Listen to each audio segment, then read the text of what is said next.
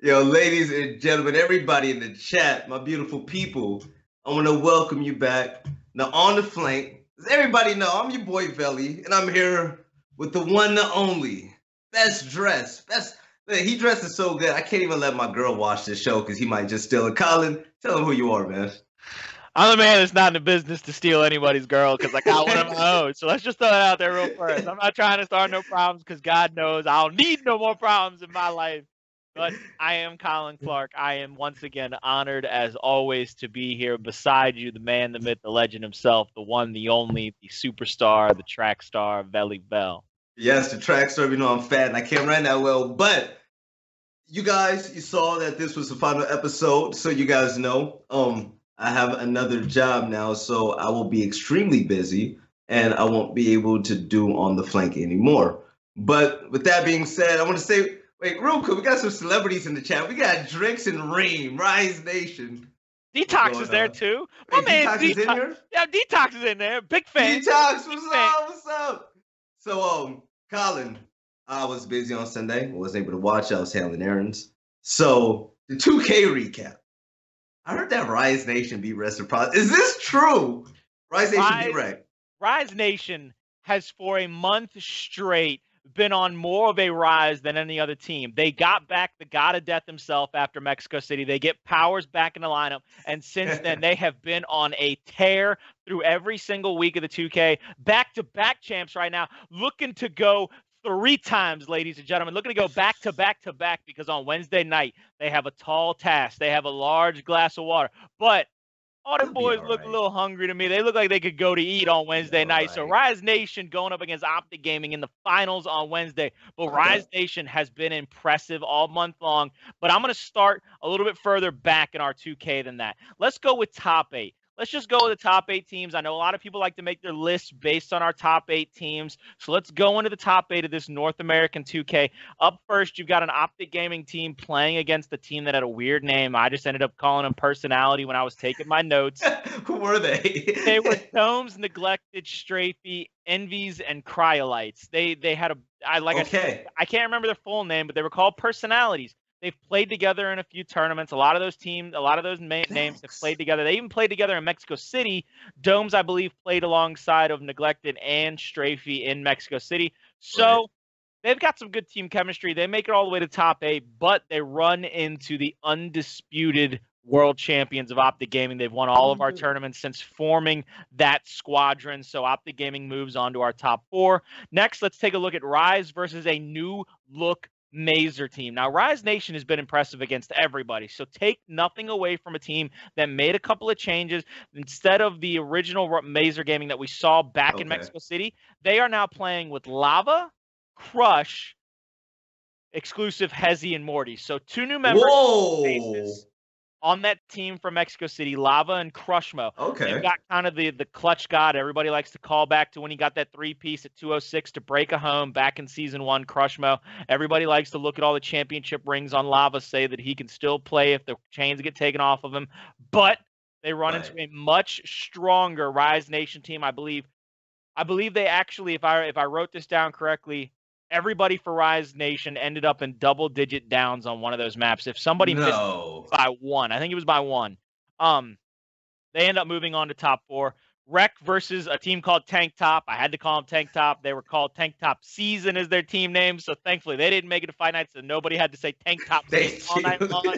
But Reciprocity runs into them. That's Speedy's team: Firearm, Speedy, Enzim, Xenon, and Sneak. Sneak, old Mazer men, moving over to this team with Speedy, Firearm, and Enzim. They played well. Run up against a top 2-3 team, debatedly, however you want to put them. So they get knocked out there in the top 8, and then finally, is it close?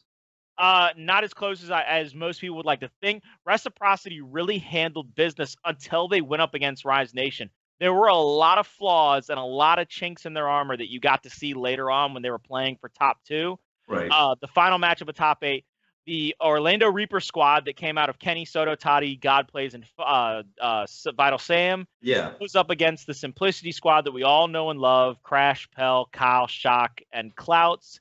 Of course, Simplicity still playing online, not on land. So we all know that's a different story for them when they get to land, because they were the breakout team in Mexico City. Nobody saw them doing what they did, but they come out hot. They beat Space Station first thing in the morning on main stage, and I don't think anybody except maybe Blaze saw that coming, but Simplicity falls to that Orlando Reaper squad.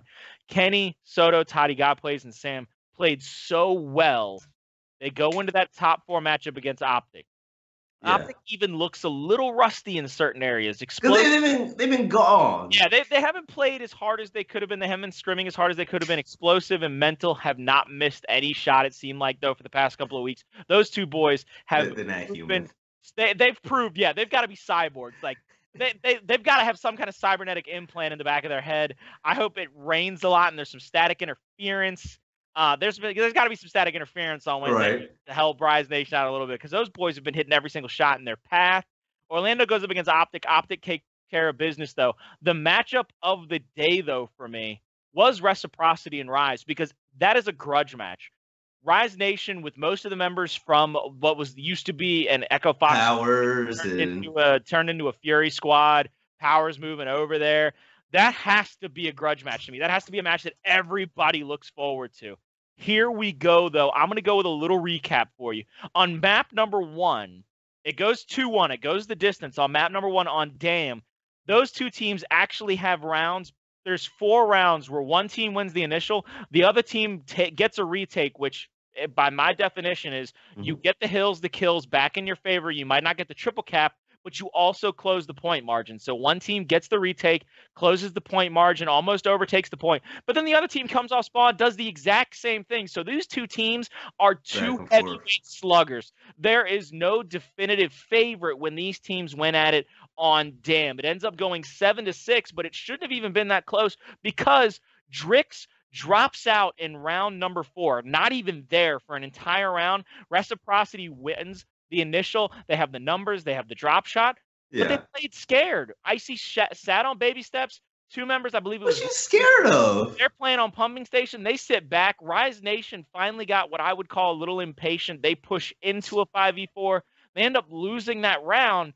But if I'm Reciprocity, I don't look. There's no. Where's your killer instinct? There's no honor among thieves, baby. You got to go at them. You got to take that round. Try to push a second round out of this. Squeeze it out before Drix can get back in the game. Because the second Drix gets back the next round, even though they don't win the next round, it gives them chance to find their bearing. They find their momentum. Rise Nation then goes on to win 4 out of the next 5 rounds after only having to take 1 away from them.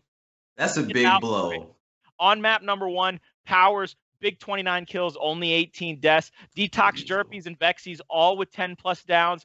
Drix only had 9 downs, but with that 1 round not onto his accreditation, as you might want to say, in that 4th round. Doesn't matter. He doesn't get to 10+ more rounds, or 10+ downs or more.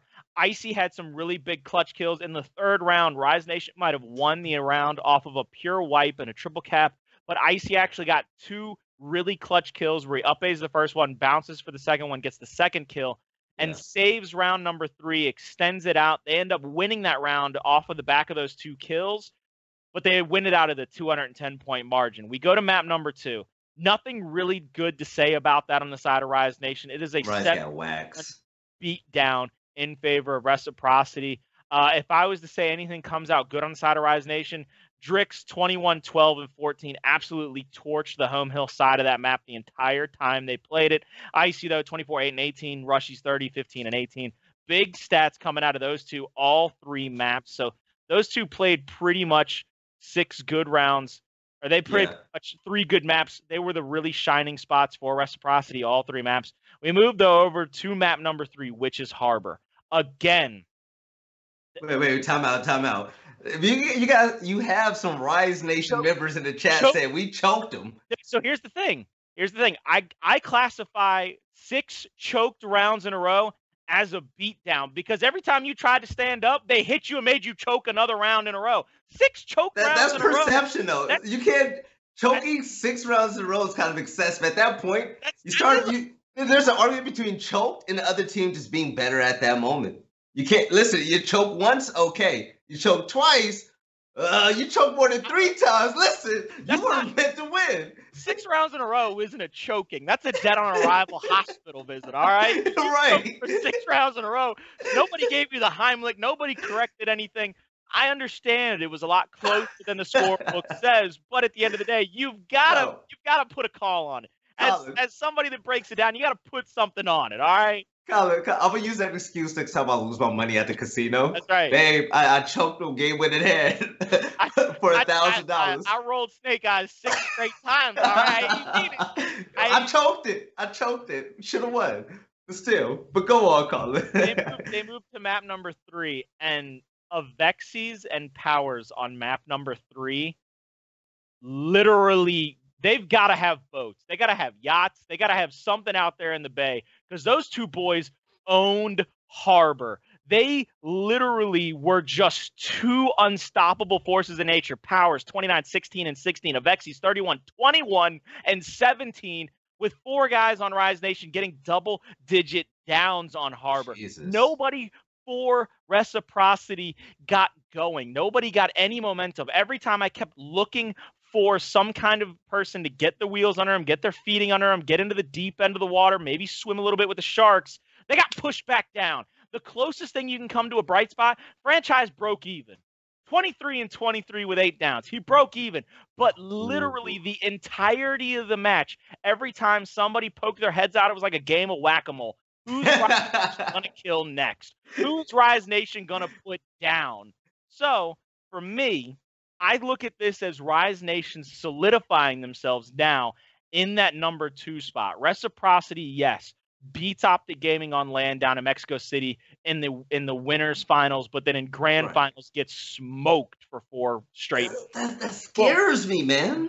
Rise Nation since then, Rise Nation every week in and week out, has either improved or has literally beat people down, has embarrassed them, has shown them, look, Mexico City was an aberration because we didn't have our god of death. They didn't have Powers. They didn't have Steven Seagal himself. For me, I swear, for God out here, Velly. Yo, stop out. Go ahead, Colin. Say your thing. It kills me to watch when people looked at how Rise played out in Mexico City. No disrespect to Keem. Keem is a great player. Keem can play with the best of them. He can still bang out. He proved that in Mexico City. But my goodness gracious, good God Almighty, take one look at that flowing ponytail. You'd have thought for a second Almighty let his hair down behind him, because that boy running around giving everybody plus ultra and then some on the map. All right? Right. It's terrible. It's terrible. Colin, I want to hug you right now. I love you, man. I miss this, man. So, you know what's scary to me now? So, ever since Ohio, I guess, the boys from Ghost and Echo Fox say they thought second place was a given for them. Top 2 was a given. It was a given. It was for them. No other team was going to challenge them, whatever. Rise Nation came. They clicked. They started doing their thing. And shout out to Optic Ashes in the chat. And the fact that Rise is outperforming them in every way possible. They're not only beating the team that they struggle beating, Optic Gaming, Rise is also now beating the brakes off of Reciprocity. So then it's a legit argument. Reciprocity really, the favorites outside of Optic to even win Boston. It's literally, it's like watching Echo Fox all over again. It's like nothing has changed. I would look at it. I like to look at it in kind of terms of, since we call it a season. We've had all of season 2. I like to look at it in that kind of old NFL term. Rise Nation is a team coming into the playoffs, this finale that we have going, hotter than any other team on the circuit except Optic Gaming, because they've won every single tournament, but they're catching fire right at the right time. You're looking at these last few weeks for them as tune-ups, as getting that Ferrari revved up and ready to go down the highway at 185 miles an hour, getting ready to run people over. For me, it is one of those things where I think Rise Nation got overlooked for so long that when they finally got the pieces together, now sitting in front of Keem, however you want to look at it, and in the shadows, Escamani still doing his big analyst thing for that team. Now that they've got those boys sitting there in front of them, those 5 guys, the absolute sky is the limit. It's an old catchphrase from an org that left us, but those boys are scary. No, they are. Unbelievably scary for any team that has to sit across them now. Yeah. No, it has me shook, man. I feel like Rise Nation is actually the hottest team in Gears right now. Optic's going to perform, but they've been off. Like, I saw Optic, in Fort Worth at the CWL event, and, they're chilling, enjoying their time, which they should. But Boston's coming up in a month, and I don't think that they're they're going to fall off at all. But Rise Nation, the fact that even though they're the hottest team in the game right now, they even had a period where they didn't have one of their top players with them. So the fact that you can be hot, get top 2, play with your coach, and then be hot again, I feel like, honestly, Rise Nation, if they don't win Boston, I would be upset. I would honestly be upset. It's almost like it's almost like looking at it like an injured wide receiver or a tight end comes back and you're giving the quarterback back his weapons. Avexi's playing the IGL role for Rise Nation a lot these days. Yeah. You're giving him back powers. He's able to make some different calls. They're able to play at another level. They're able to go a little bit faster. They're able to push a little bit more than they're used to when they were in Mexico City. They're able to crank that thing back down into 6th gear. They're able to run over people. So for me, Rise Nation just looks like the team to have to beat if you take Optic Gaming out of it. I know that's a soundbite. Denial. I mean, reciprocity. Used to be denial. Reciprocity. I don't see Rise Nation being afraid of no ghosts. I don't see them being afraid of no lions, tigers, or bears from Mazer Gaming. I don't see them keeping it simple. The only thing they're going to do is complicate life for each and every team in Boston that isn't named Optic Gaming, because that will come down to that might be the best Gears of War 4 matchup it would be the best. If those teams have to go at it for 3 maps, if those teams 6 maps even, however many it takes, those 2 teams can put on an absolute showcase. You'd need a 3-ring circus, all the tents, and put them right there on the big top, baby. I always felt like every team that Drix was a part of would rise. They always had the best chance to beat Optic. We saw them every week have close games, and then they started to beat Optic, which is phenomenal. But Ashes, I'm happy you brought that up. But before we go to the next topic, Colin, anything you want to wrap up with the recap? Can't wait for Wednesday. That's I know that's all I can wrap up. With a gift, baby. With a gift, I can't wait for Wednesday. I'm gonna need Drix and those boys to pick it up. But shout out to Optic Ashes in the chat. Ashes actually came up to me a while ago when he was talking about doing a podcast, a Gears, talk show. And I always felt like he would be amazing for it. If you and Ashes don't do anything, Colin, I actually have your address. I'll come over and whip your ass, all right? Well, so here's the problem. Look, you got broad enough shoulders to carry me around week in and week out. You think Ashes could do it? Look, I'd be praying for Ashes back, all right? I'd have to take that man to a doctor and get him some Vicodin for some back pain, because that man carrying me around. I'm a fat dude, all right? I'm a big man. Shut up. You're a big. Have you seen me, Colin? But going into the next topic, this will be called Growth and Lessons Learned. With this being, my last talk show for Gears right now for, a little while, I want to talk to you guys because, everything we've been preaching is actually true. Everything we preach is true. And we won't continuously say these things if we didn't believe in it, right, Colin? So, growth and lessons learned, man. So Gears of War is still young. It's still young. We started the competitive thing again, 3 years ago? That's nothing. And Gears 5 is around the corner.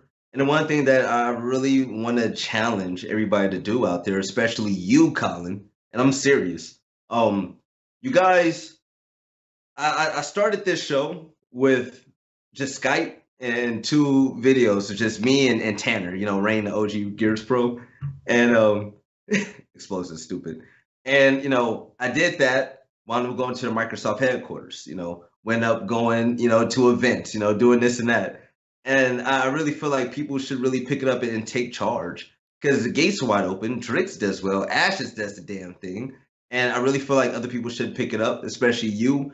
Build your brand because the lesson that I definitely learned was build your brand early and embrace the people that support you. Because if you don't do that, then it's gonna be a fucking problem. Seriously. I feel like in Gears, the culture is really bad when it goes to that. Rise Nation does a great job of it. You see a lot of support on Twitter, but for these other teams, I really want to see everybody, engage them more. Colin, if you were to say that you grew or you learned anything ever since you were picked up for New Orleans, what would it even be? I literally, the biggest lesson I learned from this whole experience since the moment I got picked up would be that sometimes all it takes is to reach out for that dream. Yeah. And then if you get close enough to get a fingertip on it, you got to grab onto that sumbitch and you got to hold on for dear life like you about to die. Yeah. And that's what I have done since the moment I got close to that dream. I said it in my interview when they interviewed me in New Orleans. They asked me about what I felt, how I felt. I said, I think I'm in a coma. I'm pretty sure I'm gonna wake up on Monday and I'm never have gone, because it felt surreal to me. Yeah. You've gotta get close enough to your dreams that once you get there, and then you gotta put in the work. Like, that's something that people forget. You get what just because you arrive don't mean the work stops. You got to get there, and work just Keep grinding. Work just gets started. So you got to reach out for that dream, try your best to get a hold of it. But once you get there, work your ass off until you ain't got none left. Work so hard you left some behind. No, for real. Like, even with On the Flank, and I did my first event, I still had to work hard at, what I wanted to do. I still had to work hard every single day. And actually, when I started On the Flank, I was at the movie theater with my boy Mono. We were seeing a screening for some DC movie like 2 weeks early. I think it was the shitty Batman vs Superman movie. But they never get that time back. No, I never again. At least it was free. But I looked at Mono and I said, I want to do a talk show, but I'm worried that people won't tune in. And then basically further on in the discussion, he was saying, hey, people are gonna come. Like, basically, like, don't be a bitch. Don't be afraid of failure. Step up and do it. So, like, if doubt or anything is the reason why you guys don't do anything, then that's bad. Change that. Like, even Summons puts out work. And we had to ram that in their heads for so long, and Summons does well now. So, I mean, that's one thing that I really want to stress now that I'm stopping On the Flank, because, like, this was my baby. This was my baby, Colin. You have no idea. Like, I'd yell at people to leave my apartment so I could go ahead and film my shows. And like, if you have a dream, pursue it. Because a little podcast got me to where I'm at now. And I mean, that's really all I have to say about that. You have anything to add on? You summed it up perfectly. Nail on the head. All right. Sorry if the vibe is like a little heart to hearty, but it's just how I'm feeling right now. But what we learned from Gears 4, I hate seeing the scene struggle. I hate seeing the scene struggle from an amateur level. And I really hope, Longo, shut up, yo. And I really hope that you AMs and you pros really get it together, man. If the game ends today, for those of you at the top, if the game ends today, what do you have next week? How are you gonna pay your bills 2 months from now, 3 months from now? Like, I really want you guys to drop your egos, learn that everybody has to get better, and it's a team game.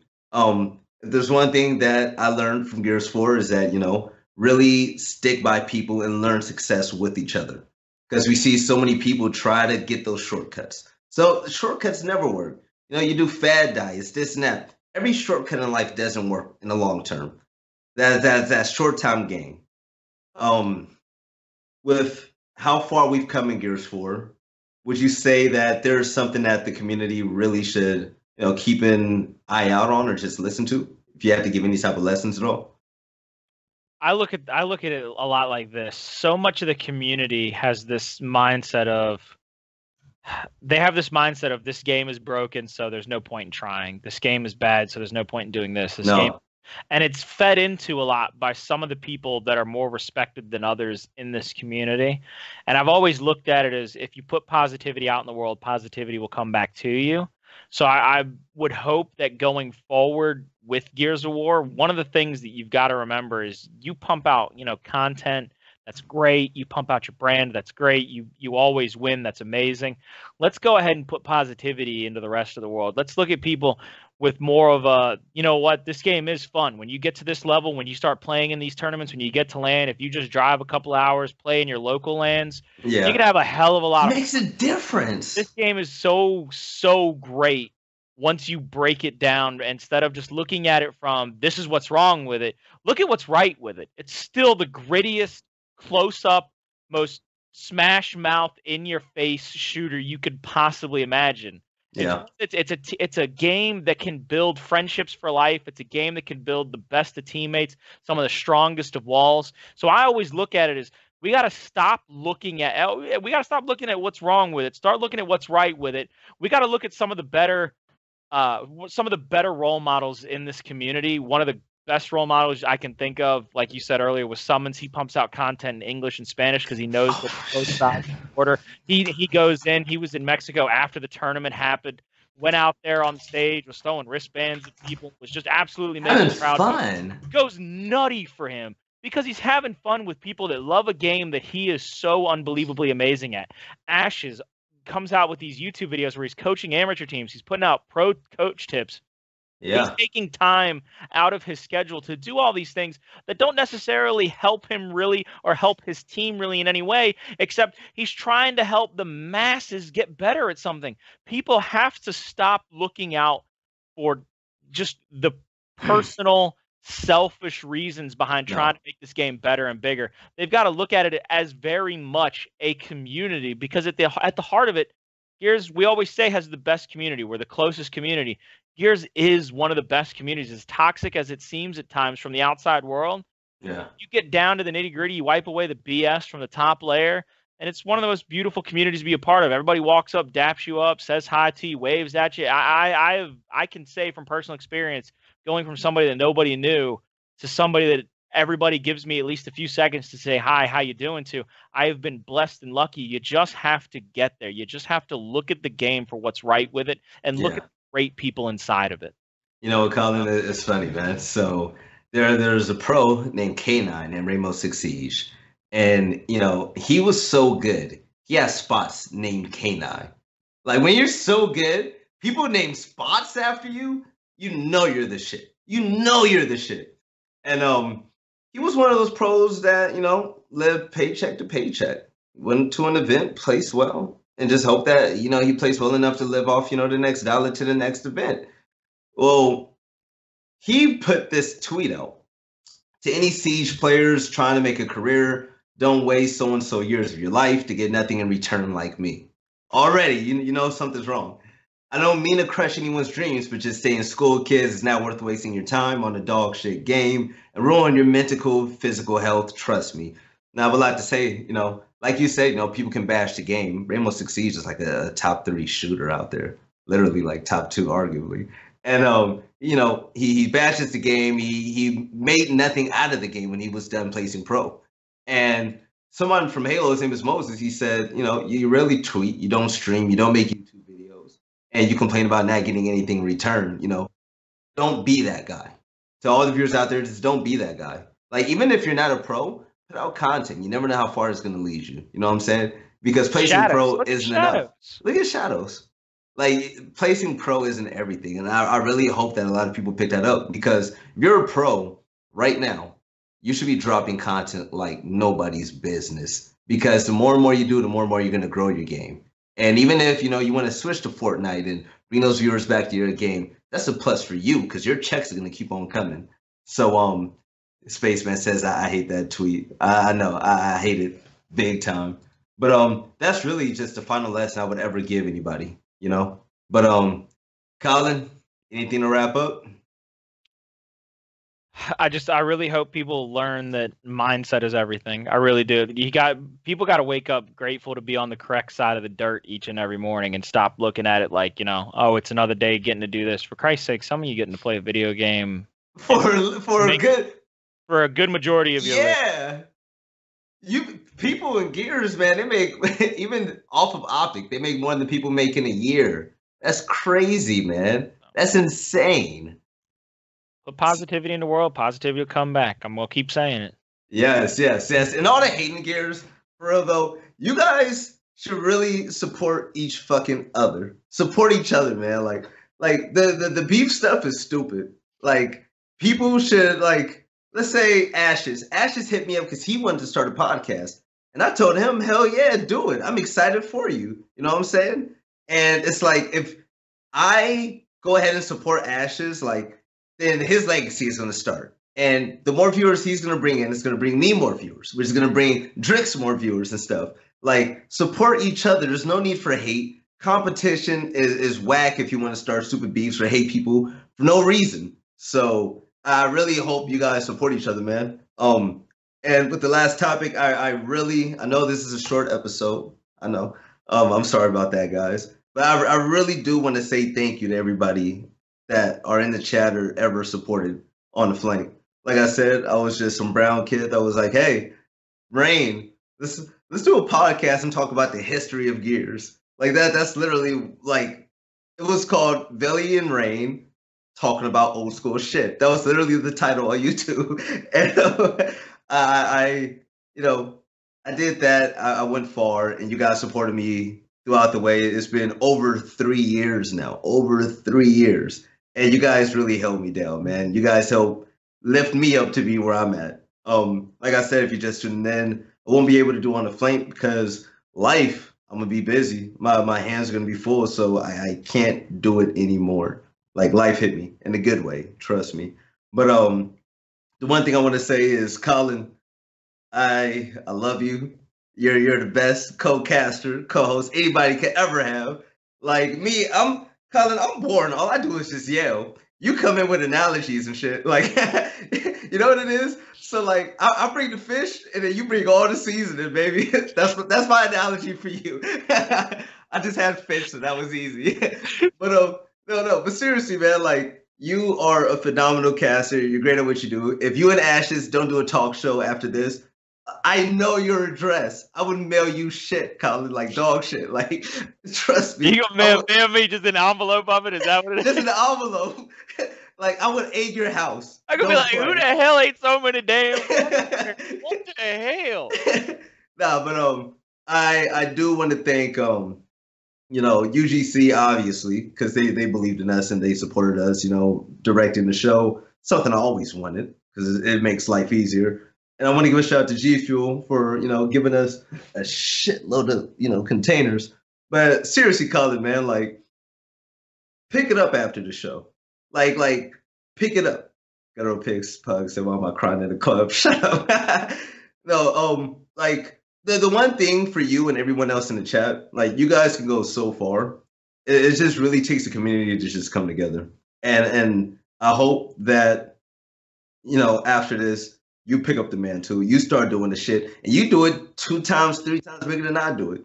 So that way, you continuously grow this game and continue doing what you love.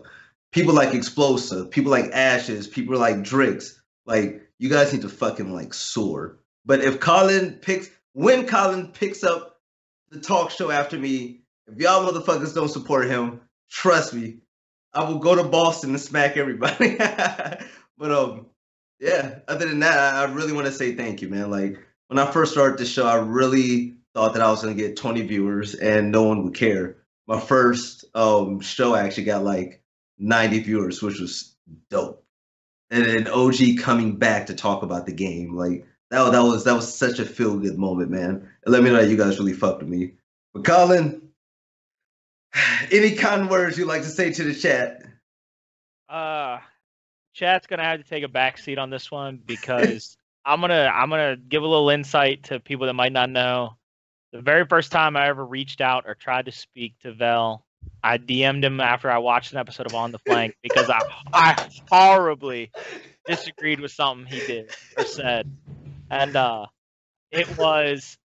I remember what it was. It was without a doubt one of those moments where you didn't think anything would come out of it, and then all of a sudden, here I am, year and a half later, and I'm getting to sit across from him and talk gears and disagree with him all I want on camera instead of having to wait and DM him and be angry and not know how to deal with the fact that I was so mad at this man saying such a ridiculous thing in front of me.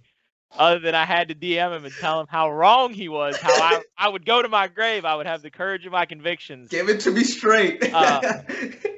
But New Orleans came, and I was embraced by some of the guys in the room with me. Cleaner Trooper embraced me. Velly kind of laughed at how genuine I was, how just I was out there just trying to be like, hey guys, I'm just here. I just really enjoy all your company. I don't know. Velly kind of laughed at it, and Blaze, wrapped me up in a big hug and always welcomed me into the green room, and it was always a great thing. And then Velly and I on the desk kind of had this, back and forth when we wanted to. We could chop it up. We could really kind of give it to each other. We could rib one another, and we never got offended by it. We could always give each other shit, and it was special. And I didn't know how special it was until we got to San Diego, and a moment that will live on in the rest of my life. I will never ever forget it. It'll be something that I might even put on my headstone, which is brother from another mother. Because the moment I said that, and everybody kind of laughed at it, and they couldn't believe I said it, and Velly smiled, so I knew that the connection that we had started to build, the friendship we started to build, was something real, was something special, and we continued well on the flank week in and week out, and then we started to DM outside of just talking about on the flank, talking about gears. We started to talk on the weekly. He was the first person I told about, in the gear scene, that my wife was expecting our first child, and I always talk to Vel about personal stuff going on with me, and I like to check in with him, make sure he's doing good. Ladies and gentlemen of the chat of gears, of any scene that Velly will ever be a part of, I want to leave you with this, and I'm not going to say anything else after I finish this for the rest of the show, and you can take it how you want to. You can take it with a grain of salt because I'm sitting next to him. If in life you ever want to meet a more genuine, real, honest, nice, personable human being, you are going to fail because he is sitting next to me. If you ever want to find somebody better for your own life, to make you better as a person, to be able to lift you up, to be able to make you somebody that you never expected to be, it's Velly. If you get a chance to reach out of him, if you get a chance to make sure that he's doing all right, if all you do is tweet at him and say, hey, I hope you're having a good day, do it. Because he deserves all the great things that this world can offer more than just about anybody else I know that's living and breathing. There is nobody that has ever had a bigger impact on me, except maybe outside of my parents and my wife and my kid. Velly came into my life. He became such a close, quick friend that I can't thank him for everything he's given me. Ladies and gentlemen, the one, the only, the absolutely irreplaceable, thank you from the bottom of my heart, Velly. Colin, first off, you know I fucking love you, right? Like, I kiss you if you was here right now. But also at the same time, yo, guys, so when Colin and I, when he DM'd me, just to shed some light, and this is why we're such good friends now, Colin came at me just straight up, because I said basically something about I didn't like Gears 3, and I bashed the game. But then I drove a car that was breaking down 12 hours to support Hype Fest, just because I love the scene. He was like, Velly, I don't agree with what you said, man. And Colin, this dude wrote a book. He wrote a book in my DMs, and I don't read that stuff. I read it. And it was, then we realized that we both, even though we didn't agree, we both came from the same place, and it was just passion. It was passion and love, man. And ever since I first met Colin, like on the rail, when you came out the elevator and you was all you was so polite. Hey, Velly, how's it going? Hey. I'm like, dude, loosen up. You're in Gears of War. It was ever since that moment, man. You've been such a great friend. Like honestly, you couldn't ask for anybody better in life to be around. And I love you to death. I love your family, man. And whatever you decide to do, just know I'm always going to be there supporting you. I'm always going to be in the streams. Hell, my black ass might show up as a guest. So, I mean, you just might have to throw me in between you and Ashes, and we'd be a Oreo, I might teach some people. You might. I might have to get on and start yelling and that. But, no, what you said, Colin, like, dead ass, like, I had to hold it back. I was about to cry like a little bitch in front of everybody. So, I couldn't do that in front of the Gears fam, because we all know they kind of gangster. And I couldn't show my side of weakness, Colin. I couldn't let them know. But, I really do appreciate working with you, man. And we'll link up again in the future. Just right now, I have a lot on my plate, and I thank you for answering my call and doing this with me, man. Like you're honestly like the best friend anybody could have, and I thank you. And I want to thank once again UGC for supporting us. You got Luongo. I hope I'm saying your name right. I hope so. You're amazing. I want to thank Tony. I want to thank UGC, G Fuel once again. And I'm gonna miss the fuck out of you guys, man. From Intel Bell to now, it's wild. But Colin, you're destined to be great at this, and I can't wait to butt in with you here and there and check on you. But listen, man, I love you. You better carry the mantle. I will TP your house. don't play. All right, and that's pretty much it, man. Nah, I don't want to talk about that. That's petty stuff. But any last words you want to say to the chat now that you done made everybody fucking cry, Colin? Love you guys. Thanks for being here with all of us. All right, so Colin, whatever you do, tweet it out. Let me know. We're all gonna support them. We're all gonna support each other. And going into this last Gears event, I want everybody to go like not don't go out with a bang. Like remember, like this is the beginning of something bigger. Gears 5 is around the corner, and this is time for you to grow. So with that being said, this is the very last on the flank. I love you guys. If you don't follow Colin, make sure you do it. Colin, I love you. This ain't our last time talking, so. We're gonna be. We're having sushi together on Friday, man. Thank God, yo. Colin, you gonna eat raw ass fish out. Boy, you know what the hell? I got to cook the damn thing. Get on the damn grill. All right? Yo, Colin, thank God you made me bust a little bit of tears, but hold it back now. Because if this happened on Friday, me, Spaceman, and Trooper would be just bawling like babies at the table. But no, I really do appreciate you guys. I don't want the show to end. That's why I'm stalling right now to close it off. But listen, I want to thank you guys tuning in on the flank. Once again, I'm your boy Velly. This is Colin Best Dressed, and I will see you guys later. Y'all take it easy.